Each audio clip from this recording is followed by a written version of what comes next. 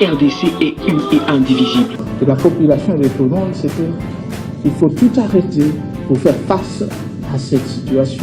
Et que nous ferons de cette terre richement bénie un réel havre de paix, de prospérité et de progrès social.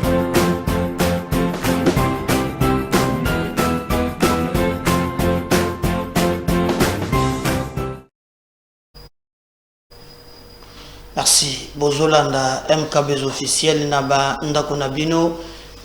Bon week-end. Bisika Bozolandela biso. Soki Bozolandela biso na Tanzanie, précisément na Dar es Salaam. Topesi bino mbote. Bozolanda biso na Mwenedito Wanjanja. Bozolanda biso na Kananga Malandi Wanshinga. Bozolanda biso na Rubavu. Bozolanda biso na Goma, Bozolanda biso na Bunagana, Bozolanda biso na Sud-Soudan. J'ai appris que l'Afrique, toujours, makambo ya ba positionnement. Lobby, n'a moni vraiment déjà 400 morts. Les généraux mi-bali ko s'affronter. Toujours qu'on ait le pouvoir. Makila ya ba innocent. Oyo ba yebi eloko mokote. Ezotanga l'Afrique, voire même le monde, les goûts à pouvoir bateau bazanango jusqu'à ce qu'il faut bateau kofa. C'est regrettable. C'est le même cas que nous vivons ici en République démocratique du Congo à l'est.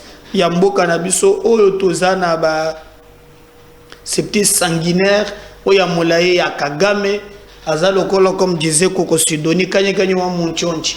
Donc il est là en train de verser le sang de nos compatriotes. Mais tôt ou tard, Akofuta et Yango. Na pesi bino merci bino bandeko bozaliko Hollanda abiso na Canada bozolanda biso na Afrique du Sud boza ebele Pretoria, Sun City, Johannesburg. Na pesi bino merci na pesi ami de longue date Rachel Kalonji en Afrique du Sud. Na mwana chik na biso to selisana ye na ipene Beverly Malongo na pesio mbote na mobile en Afrique du Sud bozo landa biso bozali ko landa biso na Paris. Jean-Claude bon week-end na yo. Maria bon week-end. Honorable Moutalande ali moya soka kenda pia yo kana kadisusu te ndeko Jean-Claude Louf na pesi bino mbote en tout cas na Angola. Na souhaité bino semaine oyo to bandi na bino kolonzambe azala na bino na pesi jambe na Lubumbashi mbote na pesi bato bazana 24 communes awa mbote na pesi vraiment bato nyonso mbote. Oui, et je crois aussi même na kokiko opesa mwana na ye bien fait, merci kolo azala na abino. Tozo beta li solo masolo bande ko toko beta lelo ezali audio moko ezo circuler na banda lobby. Audio waneza ya Francis Kalombo azo solola nande komoko babengi kombo dinosaure. Baby dinosaure aza elenge oya mibenga communicateur privé ya chef de l'État. Yazalaka vraiment so sakanyo boye pena kijiba ozu mafinga na yo kote wana po black te ya simba ka mama assassinat no mama na yo azwina no boye kote wana. Alors en tout cas ya sala ka black te za communicateur privé chef de l'État. Bon ndenga komela ngai na kokota na ba polémique wana te ndenge ya komela communicateur privé chef de l'État. Mais abimisa audio, abimisi audio ane bimi, c'est pas si c'est lui bien automuso bazala ki nango. Oyo avant Francis Kalombo aza l'image ya ba politicien congolais. Na audio wana yemoko azo senga azo yebisa dinosaure alobi comment Augustin Kabuya akobima aloba ke Fachi a salué le côté biloko nyonso Fachi a salué boye faut batike langai na défendre Fachi bila ezali Augustin kende koloba ke eza pona makambo ya Covid. Wana eza musala na biso eza don na biso. Francis Kalombo azolela alobi fachi asali makambo ebele. Alors pour ceux qui botali mikolo ata mususu balobi peke bakangaki pe na babiloko mususu nani ayoka na fo avocat oyo nani Laura Onyemba avocat lukuta moko na mona na vie ngate ayebite kosala o babengi en droit séparation ya pouvoir ya lobaka osoka comme président le moko akangi Jean Lucien Mbusa fo avocat moko nano na mona na vie ngate Laura Onyemba mais yewana akei kotelema yo boina balo o est-ce que bimile les alliés ya Francis Kalombo à l'époque azo regretté alobi Augustin Kabuya yebi ko communiquer te akende kolobo chef asele makambo te pona Covid soki ba pesinga ina communiquer pona chef ha ndena ko palola ndena ko lakisa lelo tango kaka soki katumbi asali ndenge nini po si vous souvenez à l'époque Français ne parlait pas encore de comment makambo ebele tout ça lelo makambo changé et comme ya komi koloba en tout cas ndenge azomonela makambo selon lui en tout cas bazana katumbi Félix asali rien asali kaka ba promesse bon moi ils ont comme Isangate ça dépend aussi na niveau de la population hein, parce que lorsque batobazo changea kama maloba et que au moni peuple ango pe azon dimaka bango c'est comme tobandaki kolanda wana moni dernièrement qui Matata na Fayulu na podium c'est Fayulu qui présente Matata les kino acclament mais kalamingi te makambo le kaka boyo kaka Fayulu koyebi sabino ke na bato basali escroquerie du siècle hein Matata mponyo aza champion mais lobby ayeka lobby ye wana bandi soko présenter bino bobeta maboko pour l'ancien premier ministre Matata pe bobeti. Donc moi je comprends absolument rien. Fayulu lobaki awa Katumbi boy na boy Katumbi ana kumbi atie bango na avion je repris que Kabila Muntazo parrainé yango bamemi bango na Katanga lokola ba bébé bakei et vous acclamez toujours. Oh mais moi je comprends absolument rien. Donc toza na niveau wana bandeko na ngai o bozo mona alors Francis azo regretté alobi na audio wana que Tshisekedi asali makambo ebele mais IDPS na Augustin Kabuya nde bayebi ko défendre yete normalement esengela kiba pesa ye matière ala kisana batu parce que communiquer za domaine na ye oya lobaki je crois que na émission zoya na koyela bino intégralité ya audio wana po boyoka makambo yo ndeko Francis Kalombo alobi maintenant a changé Fachi asali rien hein eloko ezate ya sali kaka ba promesse hein nyonso asali eza pamba eloko mokote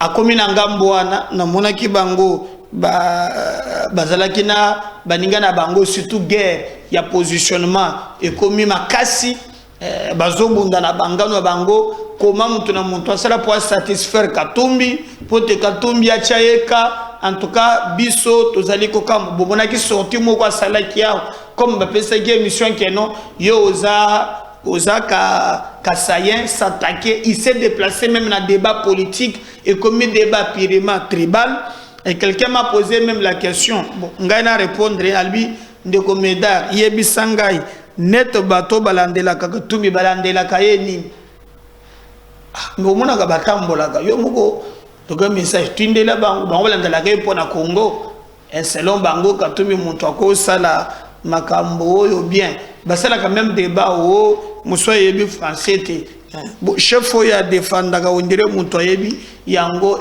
français za passeport ya lola alors chef oya défendre ka atelemi azali wana alors moi na kote suba débat ya ya bato oyo bazali vraiment ko changer à tout moment et je crois que lobby au comment na ko ba audio wana ezali montage makambo na bango eza passe.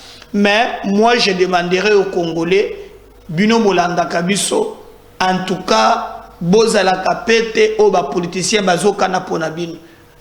Les politiciens pensent que bakoki ko sala tout et que nyonso eza permis bino bona droit te ya koyeba nini ezali koleka tout autour ya likambo wana. Mais on va voir comment bango bako continuer na ba makambo na bango ndenge bazali koloba. Bande konangai boyebi très bien que débat ezali d'abord pollué aussi na kowanga na lisusu. Makambo ya kowanga na eza mingi. Tolandaki ndeko moko kombo na ye ezali Katebe Katoto. Katebe Katoto bolandaki ke Noel Tchanya salaki vidéo mais na kati ya vidéo wana Tchanya lobi azo comprendre te ezo kamwisa ye que batu mususu bazali kosala confusion. Et Naoya Lobaki, il a dit clairement que Bakutanaka na Katebe Katoto oyo azali frère ya Moïse Katumbi basololaka na ye. Ce qui est vrai, Katebe Katoto asalaka yeba confidence. Et makasi mingi Tchani oyo azalaka nango ezalaka po bakutanaka na ye. Alors, kutunga na bande ko linga photo ko ya après. Mais to na Katebe Katoto po Katebe Katoto alobi atikala komona na yete. Et na vidéo azali ko brandir même alobi que Tchanya la gisangata photo. Alors Tchanya yeko cha photo po ezaka mboka ko wangana ka makambo. Tchanya tche photo alobi il comprend. Problème exact que même s'il faut défendre un frère, c'est un droit légal que Katumbi peut faire. Mais koloba keto kutanate eza malhonnête. Bon, Tchali peut prendre ba terme ya makasi eza domaine na ye. Hein? Kuto asenga ki même alelaki ke Kabila sala ka rapport ya mbongo zwakate. Mais au moins epesi un peu confusion pour batu mingi ba mituni. Qu'est-ce que fayeto wane kopesa biso po mutu nyonso akomi ko wangana. Alors Katebe Katoto a lobio ya koki koloba, mais Noel Tchani yepe a regretté a lobby eza malhonnête yake to mona na moya lelo Kateba wanga na keba kutanite. C'est ainsi que atiaki photo oyo bino bozali komona wana. Bon, comme d'habitude ezali makambo to suto mesana nango ya ba acteur politique moto na moto akoluka akosa awangana comme obolobolo ya kalombo lobi pe akowangana. Et dans tout ça peuple moto azali ko payer le prix comme ye ayebaka naye. Et le côté ba politicien bako wangana ba memiye na gauche ba memiye na droite ana droit ya correspondre à te. Moi je regarde, j'observe, mais je demanderai aux Congolais tous à la tête oyo ba politicien ba azali ko penser. Alors feuilleton wane comme biso wapi. Et bolandi très bien que dans ce qu'il dit mwandambu ya vérité ezali qui dit vrai mutu na mutu akomi ko bwakela moninga libanga. Alors biso toyaka toujours na ba elema koyebisa bino ndenge nini mayema koleka na mboka na bino afin que bino pe bo réfléchir kate balobi depuis polémique on est bandi vraiment ye alingaka kolobate. Mais aujourd'hui il a décidé bakutana to bakutana te certains même ba information musus katebe alobaka na makambo wana oyo bomoni ça fait en 2015 nde bato mususu bazokana ke il avait dit ça en 2015. Alors pourquoi kowanga na lelo je sais pas mais nous allons voir à quel niveau makambo ezali ko salemeli. Comme TV za radio te polémique eleki ebele tokozongela toyeba ndenge nini suite wana elekaki. Mais je pars na technique dondi azakuna tolanda et on va revenir juste après. Bonjour. Permettez-moi de venir vers vous pour mettre les choses au clair, car trop c'est trop.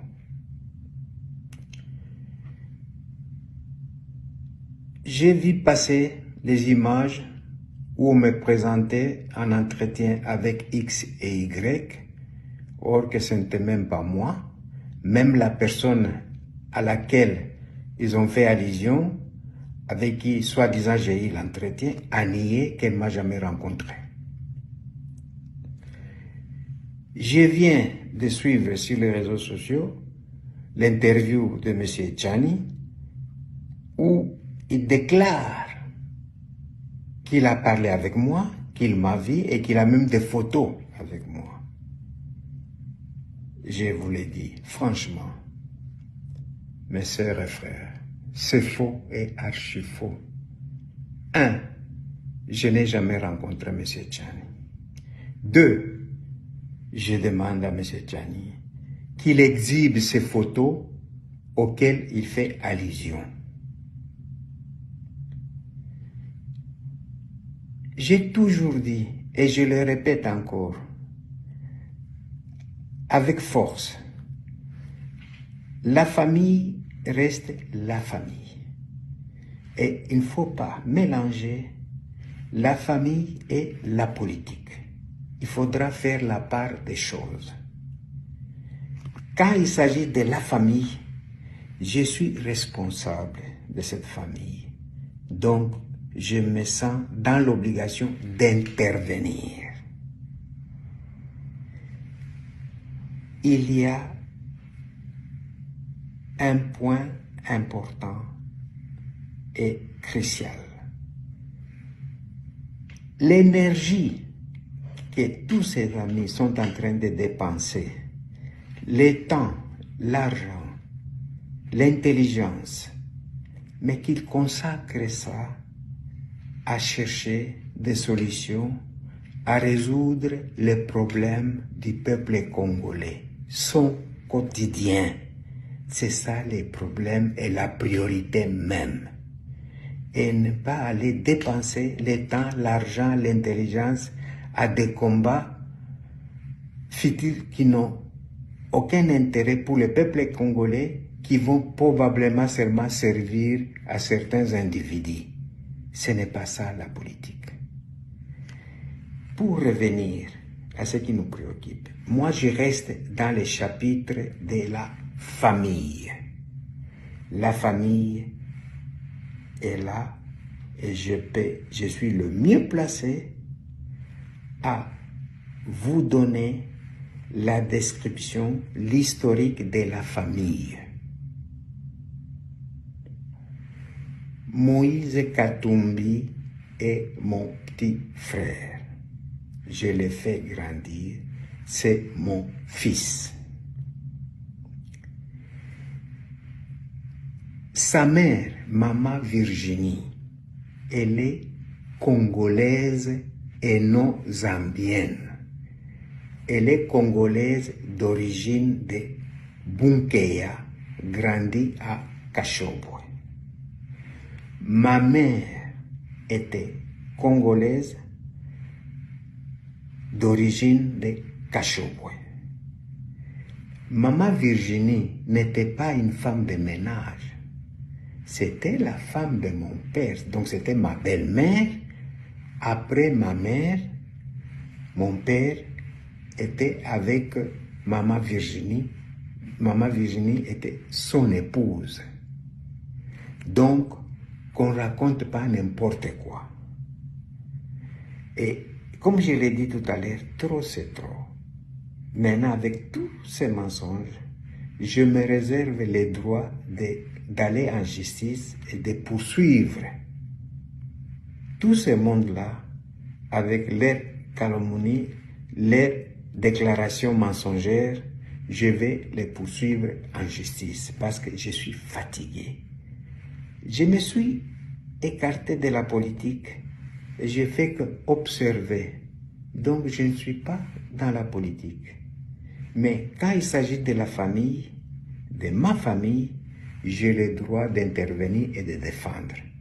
J'ai laissé passer toutes ces déclarations fausses pendant un temps.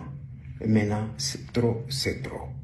Donc maintenant, j'interviens en tant que responsable de la famille et en me réservant les droits de poursuivre quiconque. Peuple congolais, veuillez m'excuser d'intervenir dans ce sens. Je pense que c'était nécessaire. Et je vous remercie de votre attention et ne vous laissez pas distraire par des déclarations mensongères. Je vous remercie.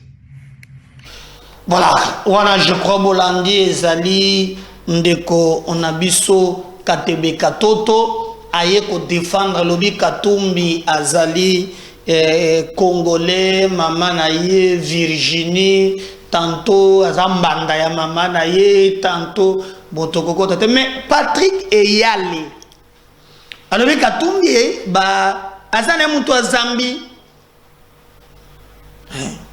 mokolo moko boye soki biloko ya Congo yoka mboka ba mitoka na biso ezoleka na Zambi Katumbi akeko na wo bozotika Congo azwa biloko na ngai bato azambi ba mibalobi oyo bino bozwi bozana nyongo ya ndeko na biso bozofuta te bakanga ba mitoka ya Congo. Ah meda mboko yo yeli Congo bakomi kosakana nango Congo nde mboka Congo mboka ya mayele Congo bokomona pamba lobi bokolula yango gouvernement ya Zambie bokolandelema yale alobi wono bino bato RDC deni bozofuta mbongo ya ndeko na biso te bakanga mituka na biso na gouvernement boleki na mabele na biso bofuta ndeko na biso mbongo mituka peut-être bakanga yango na Zambie.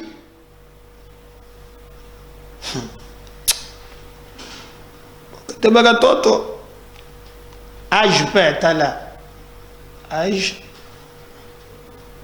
mokoloba te kaza ndeko na ye teza lokuta po balobi papa ya Katebe Katoto hein mama na ye aza mubemba ya Lubumba ya Congo bazali siko mama ya Moïse selon ba information yo ndenge bande muchanyi pa lo relaki yango aza mubemba ya Zambie siko ayaki nde kosala musala na ndako ya Katebe Katoto siko père ya Katebe Katoto kande ezalaka ba père moko bazalaka ata za na mère mais bonne pas les boy frappe ana forme frappe asoya bande kosokola basani soki ndenge nini tout ça kana kibono anazui frappe na ye tango zui frappe nde créer mouvement au bomoni Katumbi abimeli selon version des faits Tchania le Beli Yango et les autres tout ça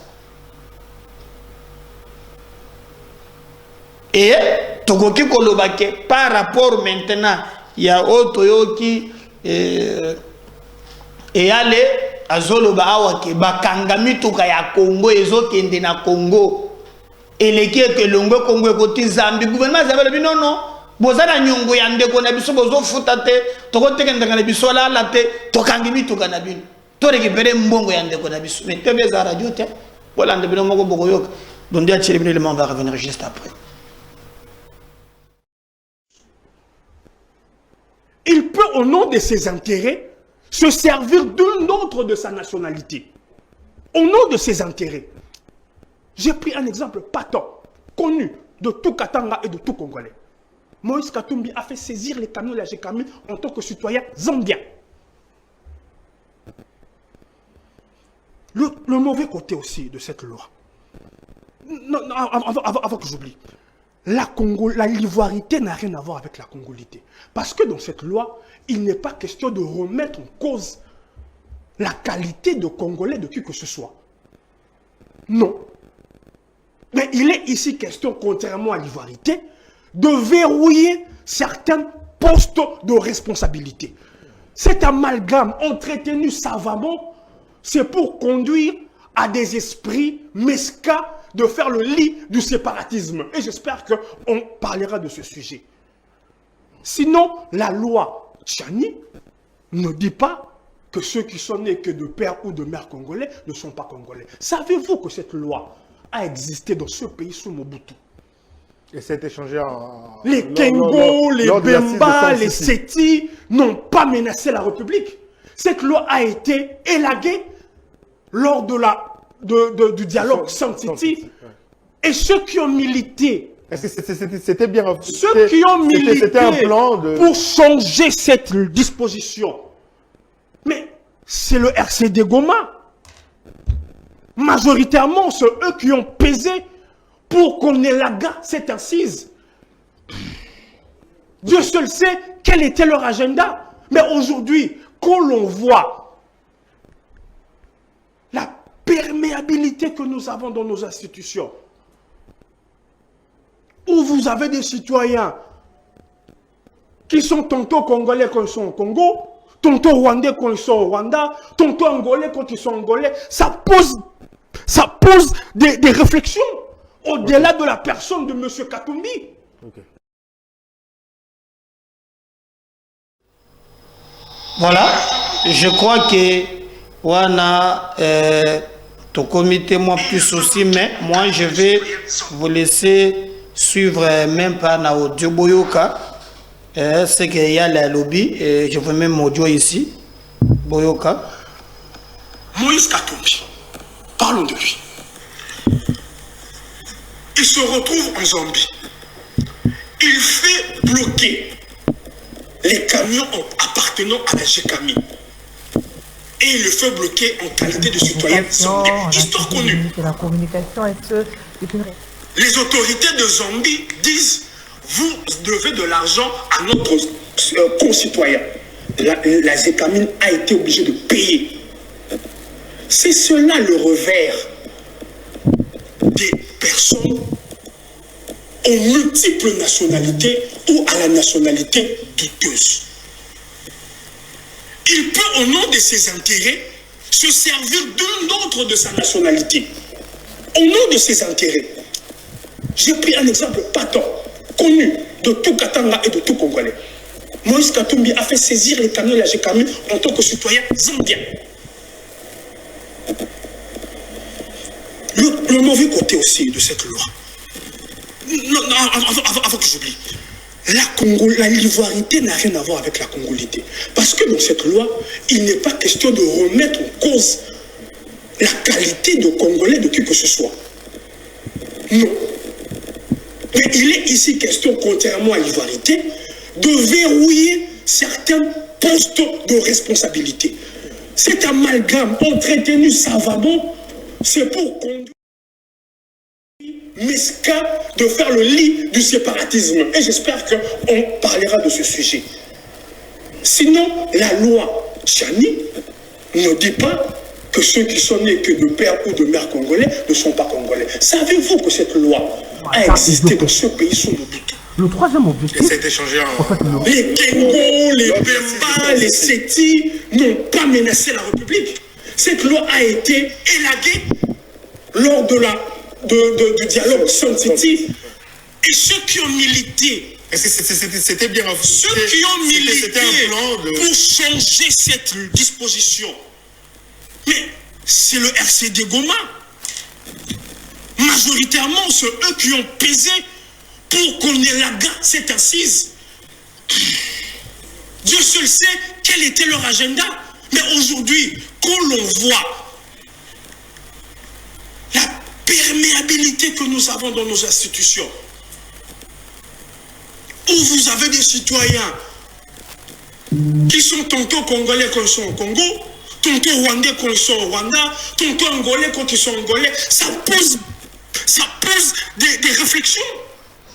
Voilà, je crois que wana nalingaki beau comprendre vraiment que nous tous à niveau nini, mais il n'y a pas de débat. Boyoki ke Katumbi a saisissaka a sala ke bakanga tokozongela même na monsieur Zoya na vidéo près la puis na tele bino audio boyoki babiloko ya Congo ezobima e komi na Zambie ayebisi Zambie ngande kona bino ba Congo amelinga mbongo na ngai. Gouvernement zambien akanga biloko ya Congo. Boyoki yango. Mais na mona ki peut même dans assemblée yindaki et yindaki moyen te. Citoyen Mbosso peut abundi Mbosso. Je vois si c'est le mal est prêt. Bolanda pe kaka likambo ndenge luki makambo dans assemblée nationale. On va revenir juste après. Congo yo boko mona pamba lobi boko do la yango. On suit ça. C'est l'histoire de la fameuse proposition de Tchani qui soulève des démons. Ce sont des démons qui parlent.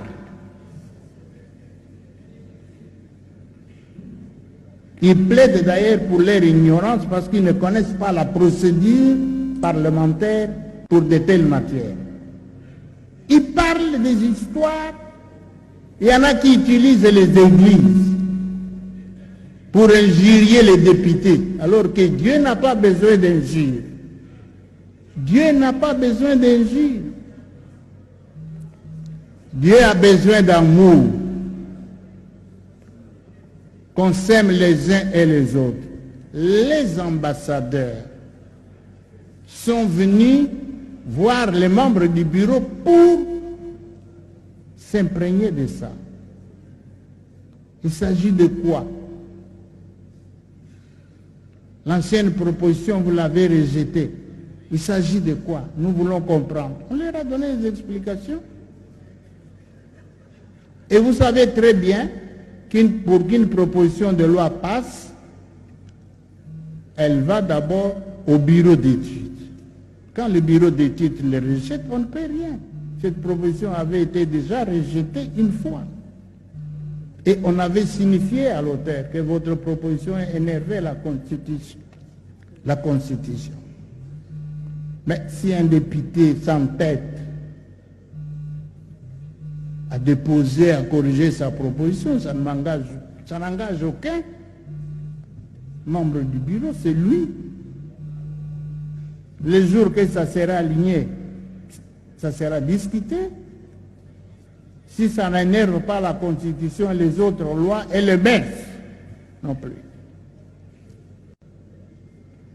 Les collègues députés, nous déciderons, nous tous, librement et souverainement. Il n'y a personne qui peut imposer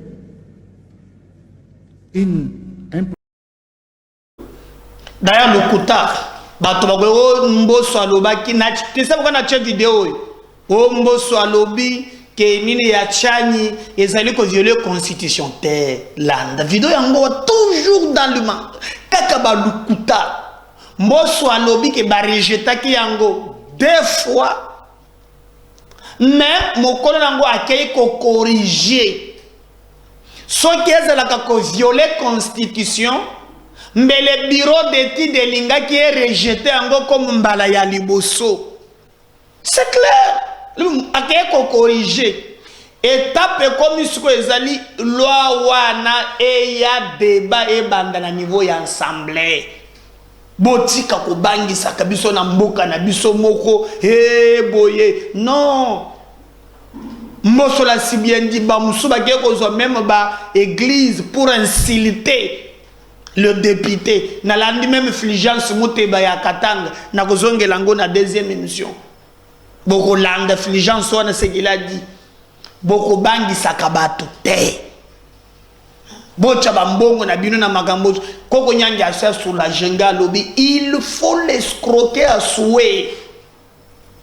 Hein? Bobenda kayela Rwanda. Faut pas venir koko sakabato magambo ya pamba pamba. Donc biso boko na mboka. On bino boko bangi sabino na mboka na bino moko. Patrick Bozo bino anotai. Bon réfléchir te. Bon verrouiller te. J'ai posé la question. Le Congo souffre quel problème? Problème d'infiltration. Ne peut penser c'est ça que biso mo tobile ko tozo lokate na vie. Nagoya na deuxième tour, la deuxième émission nazoya. Ceux qui vous abonnez, pardon, abonnez-vous.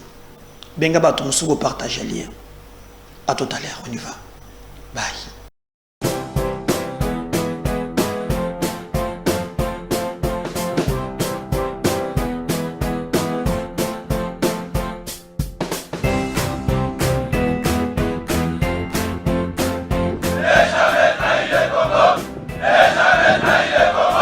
La RDC est une et indivisible. De la population de tout le monde, c'est qu'il faut tout arrêter pour faire face à cette situation. Et que nous ferons de cette terre richement bénie un réel havre de paix, de prospérité et de progrès social.